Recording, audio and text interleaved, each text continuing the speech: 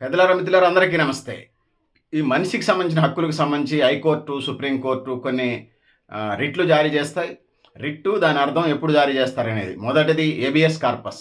ఇది వ్యక్తిని హాజరుపరచడానికి సంబంధించింది. ఒక వ్యక్తిని అక్రమంగా నిర్బంధించినప్పుడు హైకోర్టు, సుప్రీంకోర్టు స్థాయి ఆ పరిధిలో వాళ్ళు విడుదల చేయాలని చెప్పేసి జారీ చేసే రిట్‌ని హేబియస్ కార్పస్ అంటారు ఇది. రెండోది మాండమస్. మేము ఆదేశిస్తున్నాం. ప్రభుత్వ అధికారి తన పరిధిని సక్రమంగా నిర్వహించవచ్చు అని చెప్పేసి. అంటే బ్యూరోక్రటిక్ ప్రభుత్వ విధానాలకు సంబంధించి, అధికారులకు సంబంధించినటువంటి పరిధికి దీని కిందకి వస్తుంది. మూడోది ప్రొహిబిషన్, నిషేధించడం. కింది కోర్టు తమ పరిధిని దాటి వ్యవహరించకుండా ఉండడానికి.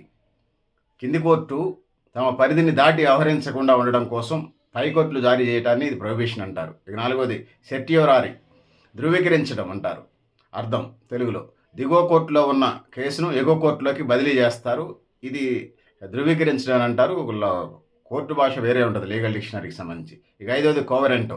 ఏ అధికారంతో ఒక వ్యక్తిని అర్హత లేకుండా ప్రభుత్వం పదవిలో ఉన్నప్పుడు ప్రశ్నించడానికి సిటిజన్కి, పౌరుడికి ఉన్నటువంటి సహజమైనటువంటి అధికారం ఇదని తెలియజేసుకుంటూ, పెద్దలారా, మిత్రులారా, ఇవి మనుషులకి రాజ్యాంగం కల్పించినటువంటి, చట్టాలు కల్పించినటువంటి అవకాశంగా, హక్కులుగా ఉన్నదని తెలియజేసుకుంటూ, ఇవి ప్రజలకి, దేశానికి, సమాజానికి ఆయుపట్టు. నాట్ ఓన్లీ ఇండియా, ప్రపంచంలో ఎక్కడైనా ఉంటే రాచరిక పరిపాలన, నియంతృత్వ పరిపాలన లేని చోట ఉంటాయి. ఇది పరిస్థితి. పెద్దలారా, మిత్రులారా, మీరు కూడా మీ అభిప్రాయాలు కామెంట్ బాక్స్లో రాయండి అని తెలియజేసుకుంటా ఉన్నాను.